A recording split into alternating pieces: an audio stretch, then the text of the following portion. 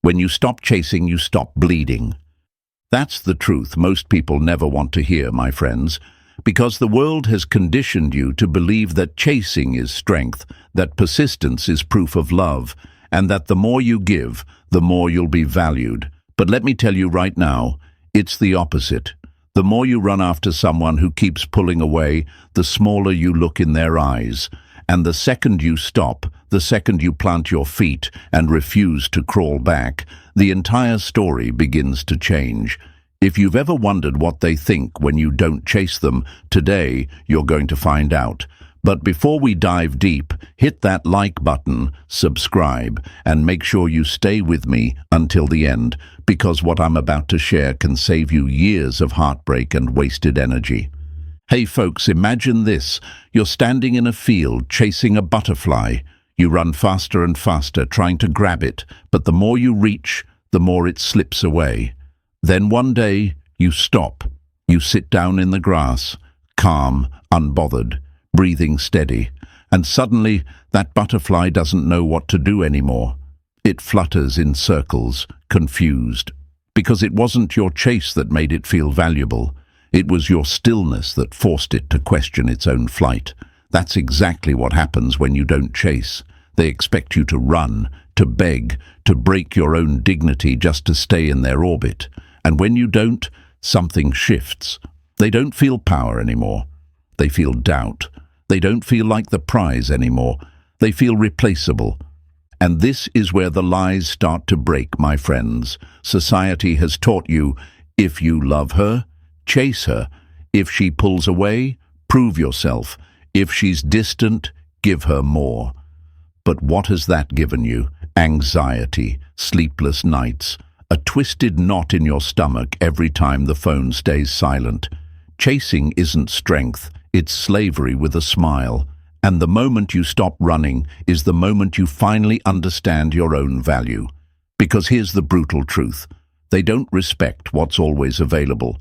They don't cherish what they never had to earn. Your constant effort doesn't make them think more of you. It makes them think less. My friends, when you don't chase, you become the question mark they can't answer. They start wondering, why isn't he calling me? Why didn't he double text? Did I misjudge him? Was he stronger than I thought? Your silence turns into a storm in their mind, louder than 1,000 messages. And here's the beauty, they can't control it. Because for the first time, you didn't give them the reaction they were expecting. You gave them absence. And absence, when delivered with dignity, is the most powerful presence in the world. I know it's hard. I know your heart tells you to reach out, to explain, to fix things. But listen to me. Every time you chase, you're teaching them that your worth depends on their approval. You're handing them the script and letting them write the ending. But when you stop, when you reclaim the pen, that's when you become unforgettable. That's when you stop being an option and start being a standard. Folks, I've seen it again and again. The moment a man stops chasing is the moment he begins to grow, not just in their eyes, but in his own. So here's what I want you to do right now. Drop a comment saying, I will not chase. Write it like you mean it. Write it like you're burning the old script of desperation, and write it like you're stepping into your new self. Because this isn't just about them. It's about you. About your peace. About your power. About your presence. And if you're ready to live that truth, if you're ready to stop running and start standing tall, then you're in the right place. Press that like button, subscribe, and stay with me, because what's coming next will not only open your eyes, it will change the way you carry yourself forever. Remember this, my brothers, stop chasing, start choosing. That's your affirmation today. Write it down, type it out, and speak it into your life. Stop chasing, start choosing. Number 1, they assume you'll always chase. The more you run towards someone, the faster they learn to run away. My friends, this is the lie the world never warned you about. From the beginning, most of them are conditioned to believe you'll always be the pursuer. They've been told that your desire is your weakness, that your effort is a guarantee, and that no matter how they act, whether they pull back, go silent, or test you with games, you'll keep showing up. They walk into the story with the script already written. You're the one chasing, they're the ones being chased. And if you dare to flip that script, if you dare to stand still instead of running, they're left with questions that shake their entire sense of control. Think of it like this. Imagine a stage where a spotlight shines only on them. You, the man in the shadows, are expected to keep clapping, keep cheering, keep feeding the applause that convinces them they're worth watching. That's the unspoken contract. They give breadcrumbs of attention, and in return, you provide the validation that keeps the show alive.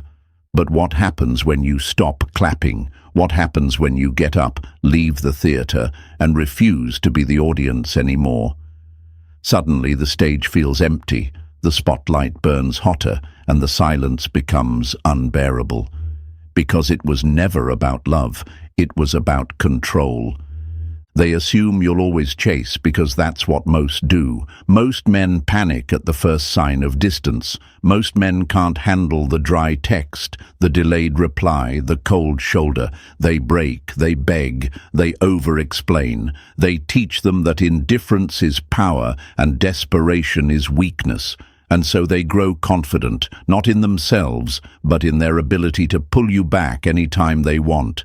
They think, he'll come back, he'll call, he'll try again. They always do. And here's where the lie destroys men, because chasing feels like action, but it's really surrender. You think you're fighting for the connection, but you're really fighting for approval, and approval that comes through begging is never real respect.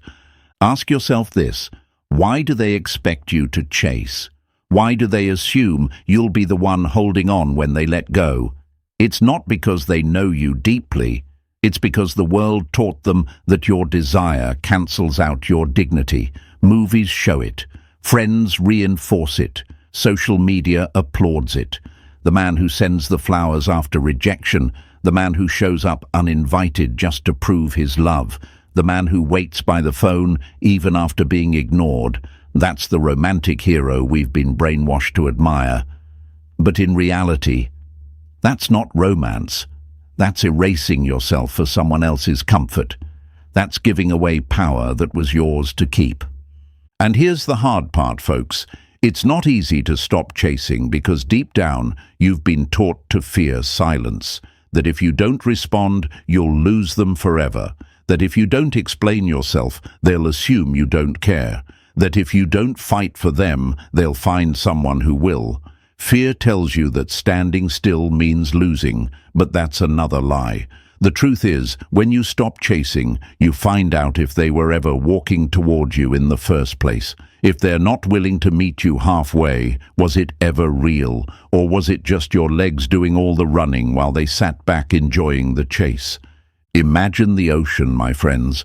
You're swimming hard toward a boat that keeps drifting further and further away. Every stroke takes more of your strength, and every time you look up, the boat hasn't moved. It's waiting for you to exhaust yourself. That's what chasing feels like. But the moment you stop swimming, something powerful happens. The boat is no longer in control. You are. And they have to decide. Do they come toward you, or do they let the distance grow until the connection is lost? Most of them never expect you to stop swimming. And when you do, the shock of it rattles everything they thought they knew. They assume you'll always chase because it reassures their ego. Your pursuit tells them they're desirable, even when they put in no effort. Your messages confirm their worth, even when they ignore yours. Your consistency proves their power, even when they disrespect you. And when you withdraw, when you finally say without words, "I will not be the runner anymore," that ego starts to starve. They don't just lose your presence. They lose the mirror that was reflecting back an inflated image of themselves. And for someone who depends on being chased to feel valuable, nothing is more terrifying than realizing the chase is over. Now let me tell you why it's so difficult to resist the urge to chase. Because silence doesn't give you quick results. It doesn't bring instant clarity. In the short term, silence feels like loss, while chasing feels like effort. You feel powerless watching the phone stay dark, watching the days pass without their voice, watching them carry on as if nothing happened. And every part of you screams, "Do something, prove yourself, fix it." That's the trap. That's the illusion. Chasing gives you the illusion of control, but it's really submission. Silence feels like surrender, but it's actually power. And here's the twist they never expect. When you stop chasing, you don't just change the dynamic, you change yourself. You discover strength you didn't know you had. You learn to sit with discomfort instead of running from it. You realize that you were never losing them, you were losing yourself in the chase. And when you stop, when you reclaim your ground, they feel it. The energy shifts, the power shifts, and suddenly you're no longer the man begging for attention. You're the man who gave attention and then chose to take it back. And that kind of man? He's not easy to forget. So, my friends, write this down in the comments right now. I do not chase. Let it be your reminder, your declaration, your stand against the lie that chasing makes you strong. Show them, show yourself, and show the world around you that you are no longer running after anyone who doesn't run toward you. Because the truth is, chasing never made you valuable. It only made you tired. Standing still, grounded, calm and certain, that's what makes you powerful. Stay with me, because we're just getting started. What happens when you stop chasing isn't just about them. It's about the storm of reflection your silence creates in their mind. And that storm, folks, is only beginning. Number 2. Your absence forces self-reflection. Silence is not empty, it is full of answers. Folks, let's tell the truth most men avoid. The reason they expect you to chase isn't just about ego, it's about comfort. Your presence, your energy, your constant check-ins acted like a cushion. It gave them security, it gave them certainty, and it gave them the luxury to test, to delay, to pull back, knowing you'd always be there. But the moment you stop, the moment you step away without announcement, without drama, without explanation, something happens inside them they never prepared for. They're forced to look in the mirror, and for the first time, they don't like what they see. Think about it. When you were always reaching out, always calling, always making sure the connection stayed alive, they never had to face themselves. They never had to ask, am I giving enough? Do I deserve this consistency? Am I worthy of this man's effort? Because your effort covered their absence. Your presence hid their lack. But when you vanish, when the texts stop coming, when the attention that felt guaranteed suddenly goes silent, all the noise in their life fades, and what's left is the echo of their own actions, and that echo is loud. Imagine a room that used to be filled with music, your voice, your laughter, your energy. It was like a song playing in the background of their life. And when that song is suddenly cut off, the silence isn't peaceful, it's deafening. They start to feel the weight of every moment they dismissed you. Every unanswered text becomes a memory they can't erase. Every time they pulled back becomes a regret they can't shake. Because now the silence plays back the truth they never wanted to face. They weren't the only ones in control. This is why your absence is so powerful. It turns the spotlight back on them. They begin to reflect, not because you said anything, but because you stopped saying everything. They wonder, did I misjudge him? Was he stronger than I thought? Did I mistake his kindness for weakness? Did I waste someone rare? These questions don't disappear overnight. They linger. They circle back in quiet moments, in late-night thoughts, in sudden flashes of memory when they scroll through old conversations. And the irony is, the more they try to ignore it, the louder it becomes. Here's where the fear creeps in for them, because self-reflection isn't easy. Most people avoid it their entire lives. They bury themselves in distractions, in attention from others, in noise that keeps them from looking inward. But your absence removes the noise. It leaves them alone with themselves, and when someone's entire sense of worth has been built on external validation, being left alone with their own thoughts is terrifying. They start to notice the cracks they never had to see before. They realize that the stability they laughed off was the very thing holding their chaos together. But let's be real, my friends. This isn't easy for you either, because silence feels like a gamble. It feels like you're risking everything, like if you stop reaching out, you'll lose them forever, and maybe you will. But here's the truth. If silence makes them walk away completely, it proves something you needed to know. It proves they were never there for you. They were there for the attention you gave them. Your absence didn't lose them. It revealed them. And that's the kind of clarity men avoid because it hurts. But that pain, that's the exact pain that frees you. Your absence forces them to replay the truth. They begin to recall the details they overlooked, the loyalty they doubted, the patience they mocked, the consistency they thought was ordinary. And now, in silence, those details feel rare. They start to compare, not because they want to, but because they can't help it. Every new person they meet feels shallow in comparison. Every compliment from someone else feels hollow. Because what you gave wasn't just attention, it was presence. And once presence is gone, every imitation feels empty. Think about the sun, folks. When it's shining every day, people take it for granted. They complain about the heat, they hide in the shade, they act like it will always be there.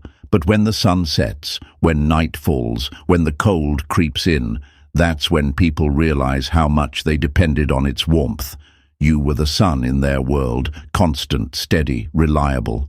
And when you walked away, they were forced to feel the cold. And that cold makes them reflect, not on the sun itself, but on how careless they were while it was still shining. So here's the lie broken. They didn't lose interest because you weren't valuable. They lost interest because they thought your value was permanent. And when you stepped away, they finally realized it wasn't. That reflection cuts deeper than any argument, deeper than any speech. Because it doesn't come from your words, it comes from their own mind.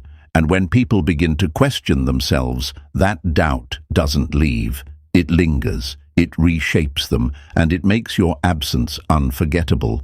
So write this in the comments right now. My silence has power. Let it be your declaration, your reminder that stepping back isn't weakness, it's wisdom. Show them. Show yourself, show the world that you don't need to chase to prove your worth. You only need to stand still and let the silence speak. Because in that silence the truth comes out, and it forces them to reflect on everything they thought they knew. And that reflection, my friends, is only the beginning of the storm. Number 3.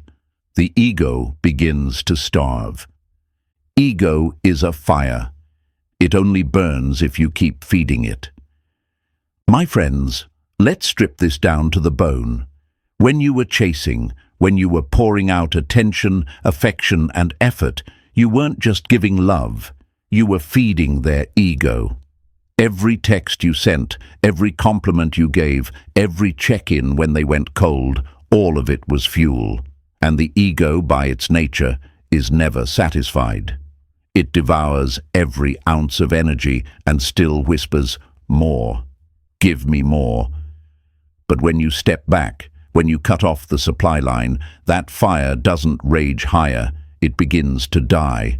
Slowly, painfully, it flickers. And for someone who was used to the flame being constant, nothing feels more threatening than the cold that follows. Picture this, a plant that's been watered every single day. The soil is rich, the leaves look green, and from the outside it seems healthy. But the truth is that plant never developed deep roots because it never had to. Your water, your consistency kept it alive. Then suddenly, The water stops.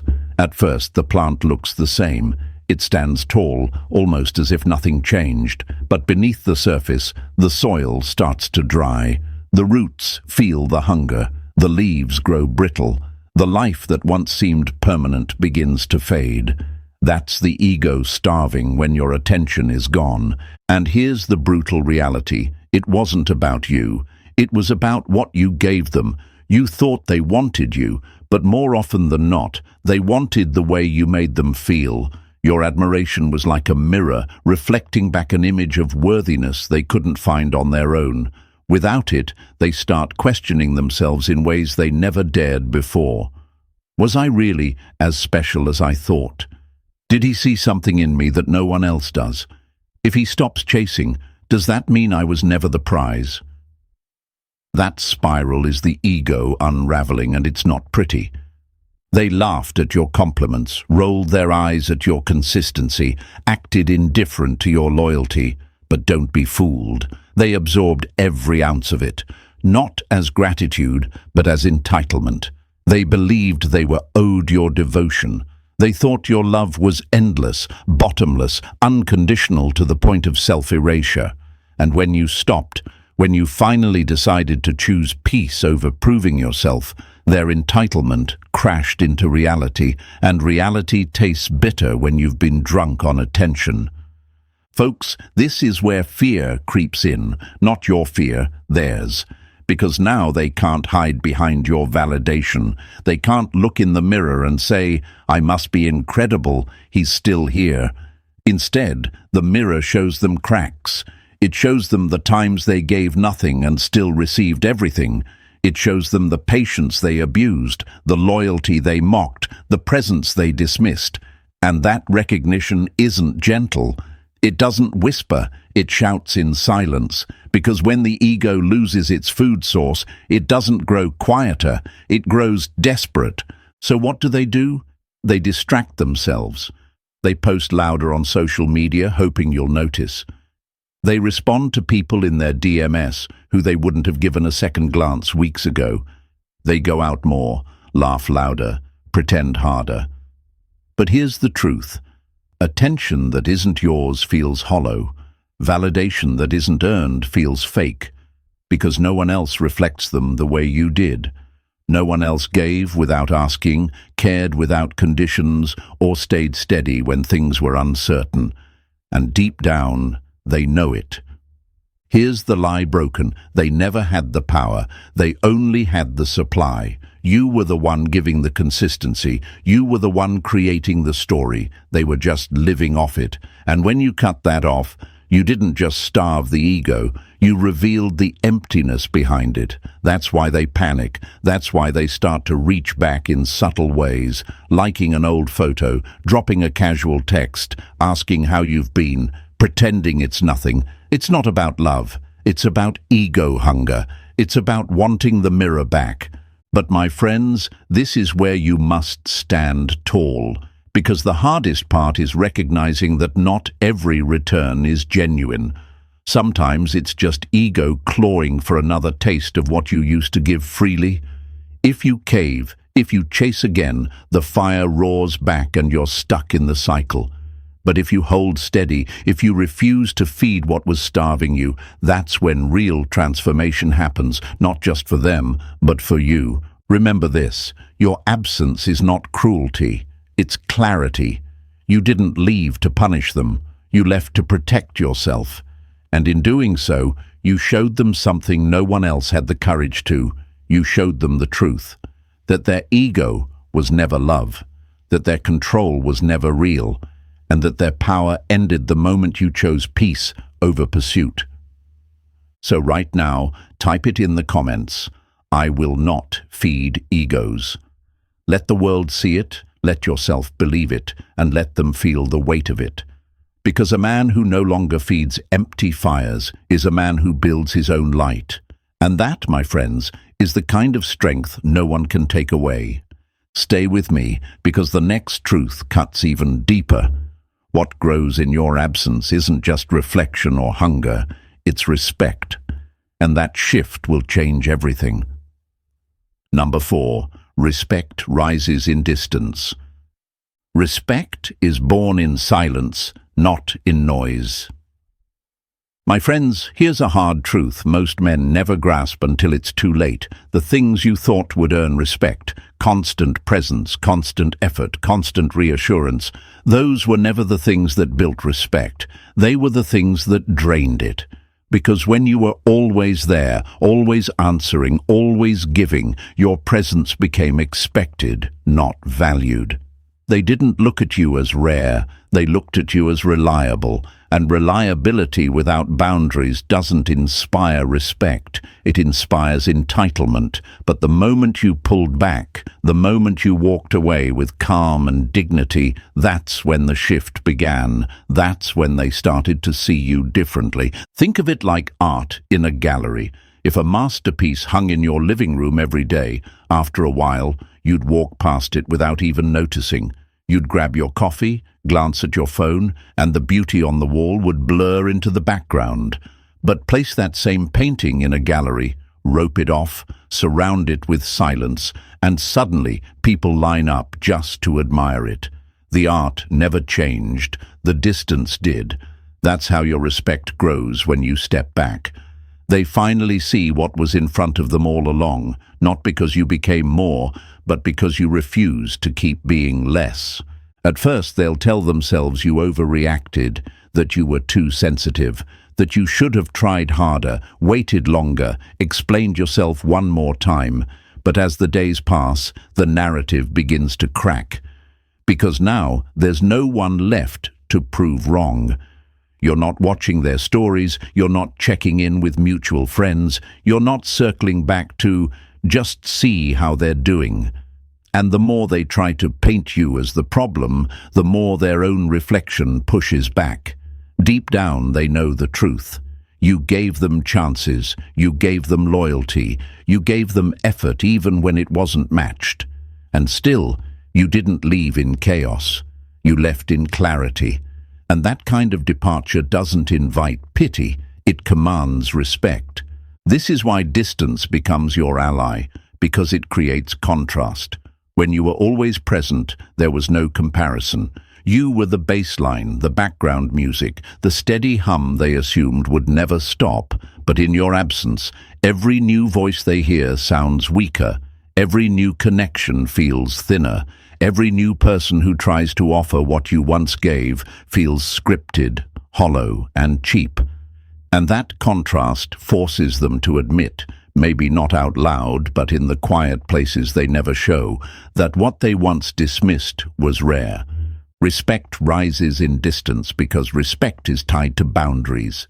And boundaries aren't built by saying yes, they're built by saying no. You showed up, yes. You gave, yes.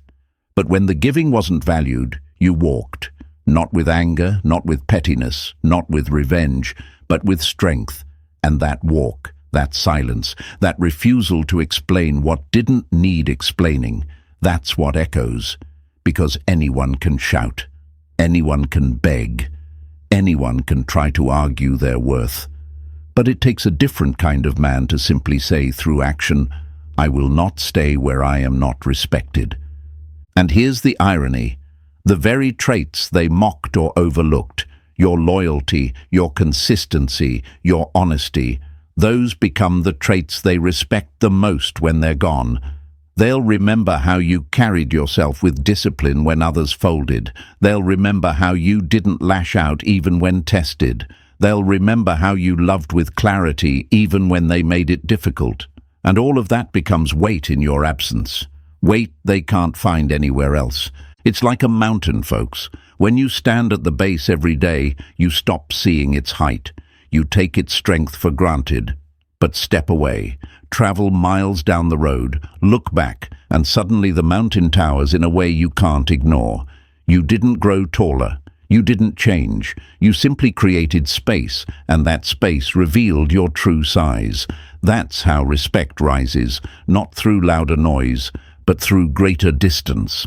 So here's the lie broken. You don't gain respect by giving more. You gain respect by giving wisely. You don't earn respect by staying no matter what. You earn respect by leaving when enough is enough. And you don't inspire respect by proving yourself. You inspire respect by being willing to walk away, head high, peace intact. So write it in the comments right now. My distance commands respect, because when you carry yourself like a man who doesn't beg for value, you become a man whose very absence speaks louder than 1,000 explanations. Show them, show yourself, and show the world around you that your respect doesn't come from what you give away. It comes from what you refuse to compromise. And stay with me, because the next truth cuts even deeper. When respect begins to rise, something else begins to fall. The control they thought they had over you starts to slip through their fingers. And watching them wrestle with that loss, that's where the real shift begins. Number 5. They fear losing control of the narrative. Control isn't power, it's illusion, and illusions always shatter in silence. My friends, here's where the game flips. From the very beginning, they believed they were the ones in control of the story. They assumed they could decide when it started, how it flowed, and when it ended. They were convinced that their pullbacks, their silence, their games, all of it, kept them holding the pen. And why wouldn't they think that? For so long, you played the role they expected. You called when they didn't. You explained when they grew distant. You forgave when they ignored. In their mind, they weren't just part of the narrative, they owned it. But when you stopped chasing, when you walked away without asking permission, that's when the illusion cracked. That's when they realized control was never theirs to begin with. Think of it like a puppeteer holding strings. As long as you danced when they tugged, they felt powerful. They believed every pull was proof that they were above you, that your movements depended on their hands. But imagine the shock when the strings go slack. Imagine the terror when the puppet stops moving, not because it's broken, but because it chose to cut itself free. That's the silence you create when you no longer react. They can tug all they want, but there's nothing left to control. And that, folks, is where fear begins. At first, they'll pretend they don't care. They'll tell themselves they're fine, that they expected you to fold, that your absence doesn't bother them. But inside, the questions start burning. Why isn't he calling me? Why didn't he double text? Why isn't he checking if I'm okay? Why isn't he trying to fix this? Those questions aren't just about you. They're about the story they've been telling themselves for years. The story where you and men like you always run back. The story where their silence is power and your silence is weakness. Now suddenly, your silence is strength, and their story doesn't fit anymore. And let's be honest, my friends, losing control terrifies them. Because control was never about love, it was about security. Your chasing was their safety net. As long as you kept running after them, they never had to face the risk of losing you. They never had to examine their behavior or ask if they were giving enough. They could treat you as an option, confident that you'd always see them as the prize. But when you stop, when you no longer play the role of the faithful pursuer, that security vanishes. They're forced to face the one fear they never admitted. They were never in control. It's like holding sand in your hand. The tighter you squeeze, the more it slips away. That's what happens when they try to grip the narrative. For so long, they believed your desire made them untouchable. But the moment you loosened your hold, the story began to change, and they can't stop it. They can't predict it. They can't rewrite it. And unpredictability is the one thing they can't handle. Because if they don't know what you'll do next, if they can't guess whether you'll come back or move on, they're no longer the author of the story. They're just a character inside it. And here's the twist they never saw coming. Your silence doesn't just remove their control over you. It forces them to face themselves, because now they're left wondering, was I really that special? Did I misjudge his strength? Did I mistake his loyalty for weakness? Those doubts grow like vines, wrapping around every thought, every memory, every moment. They scroll through your profile, looking for clues. They replay conversations, searching for signs. They ask themselves questions they can't answer, because the man who always gave them certainty is now the man who gives them none. And that, my friends, is power. Not loud, not cruel, not desperate. Quiet power, stoic power. But let's not sugarcoat it. It won't be easy for you. The hardest part is resisting the urge to break silence, to not run back and prove them right, to not explain yourself and give them back the pen. Because the truth is, part of you still wants closure, still wants clarity, still wants them to understand. But remember this. The moment you explain, you hand them the narrative again.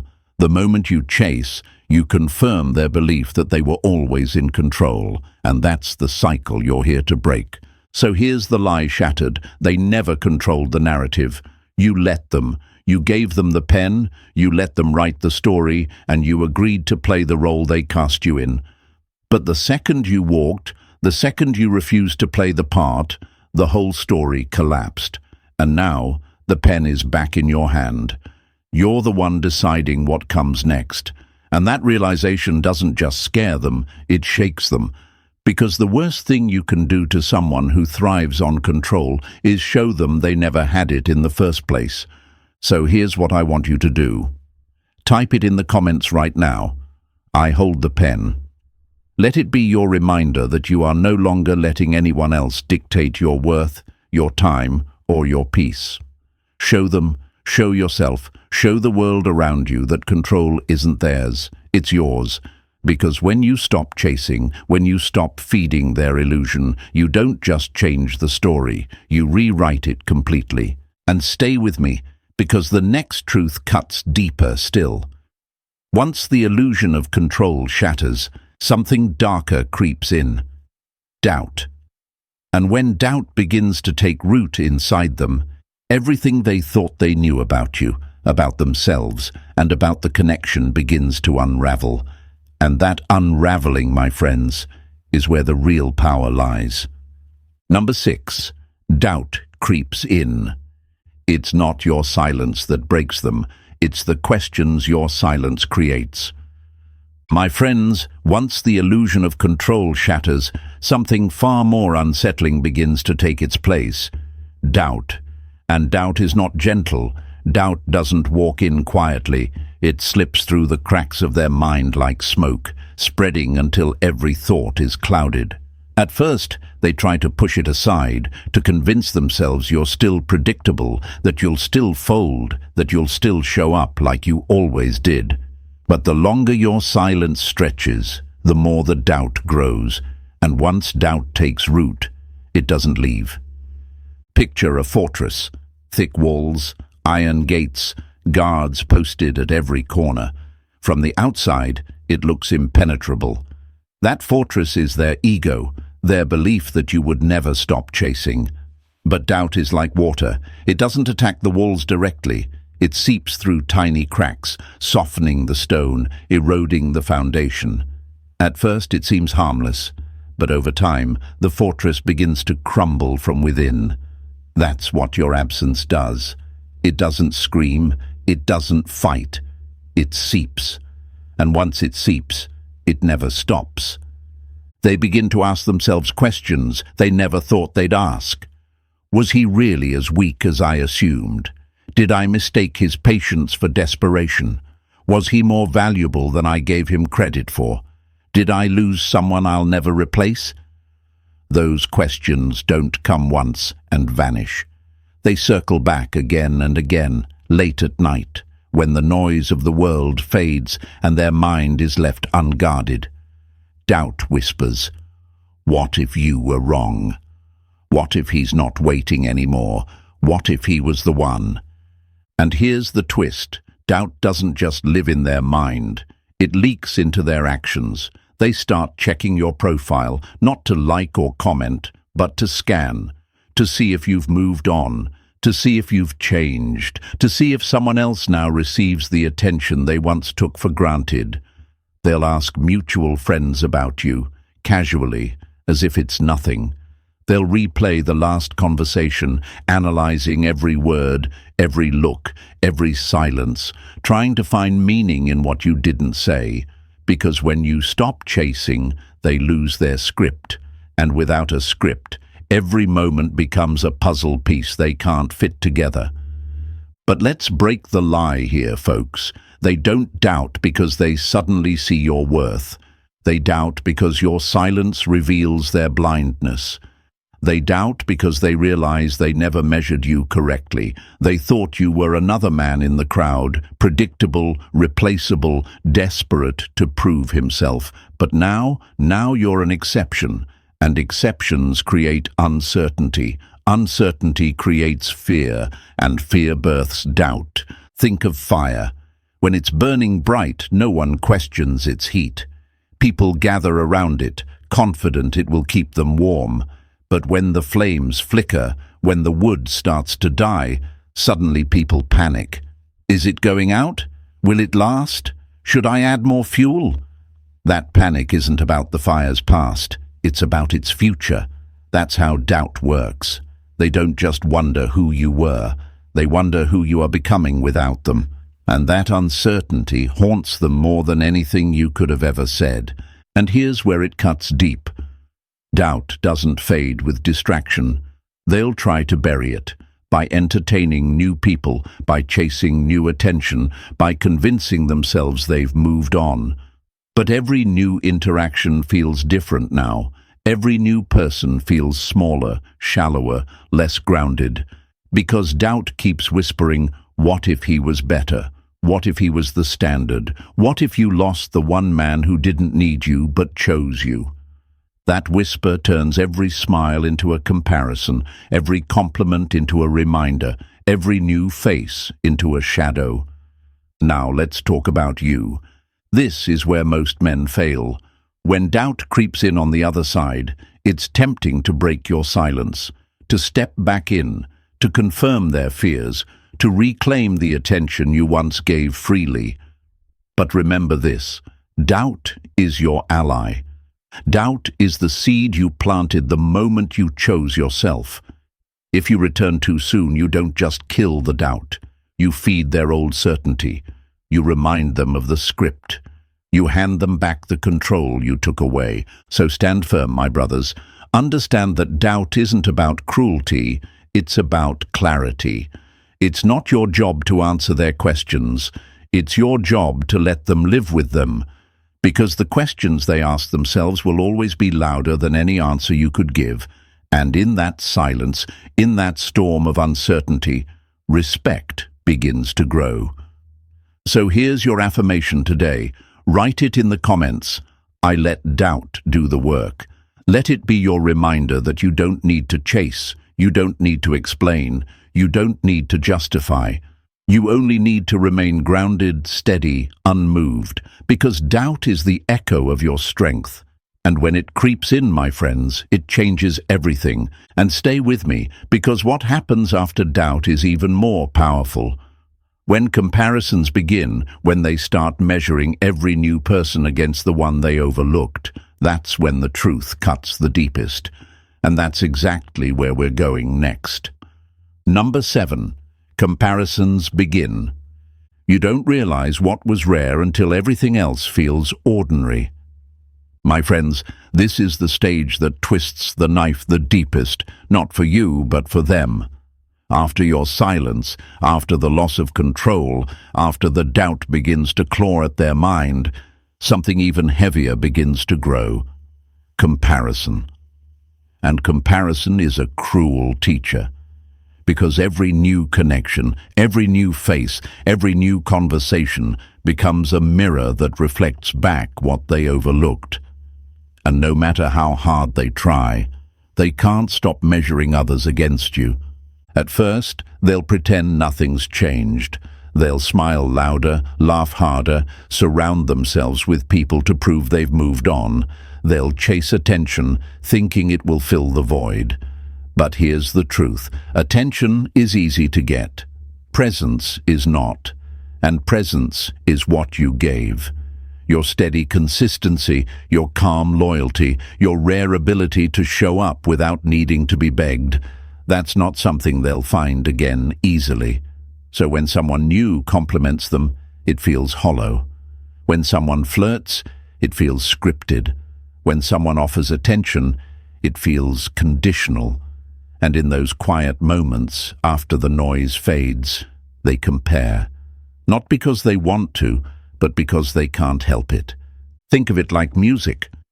When you've heard a live orchestra, the richness, the depth, the weight of every note, you can't go back to cheap background noise without feeling the emptiness. That's the difference between you and everyone else. You weren't noise. You were music. And once music leaves, every sound after feels like static. That's what your absence does. It doesn't just leave silence. It makes every replacement feel like an imitation. And here's where it hurts them the most. The very things they mocked, dismissed, or overlooked are now the very things they miss.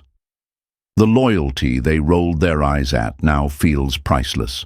The patience they abused now feels rare.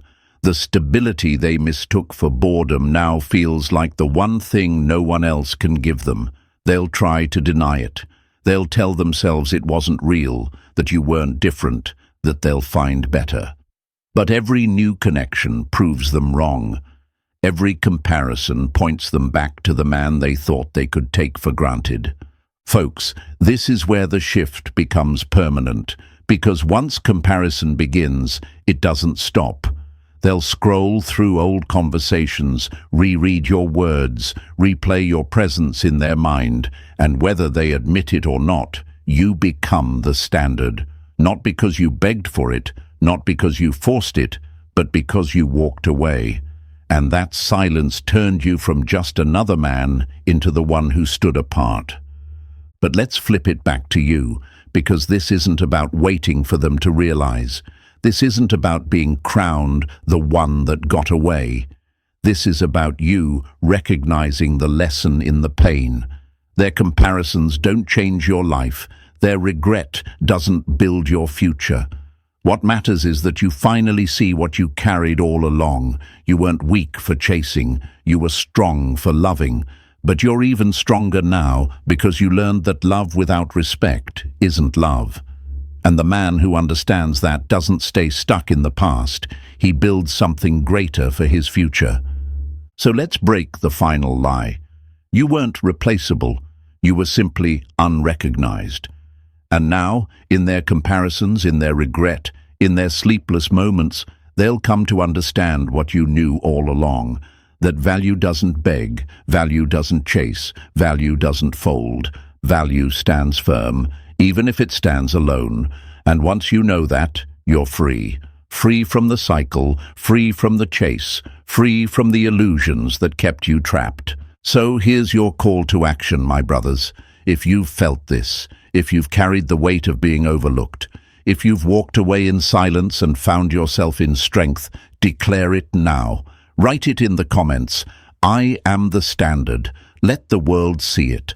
Let them feel it. Let yourself believe it. Because that's what you are. Not the exception, not the mistake, not the one who folded. The standard. The measure others can't live up to.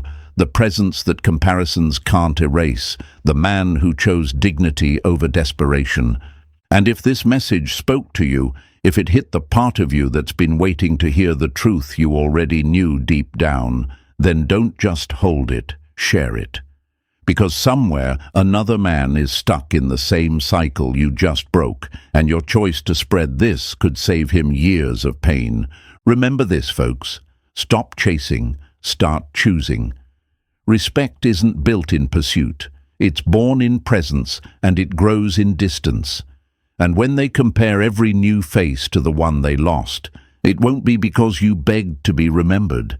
It'll be because you walked away and became unforgettable. I am the standard. Write it, believe it, live it.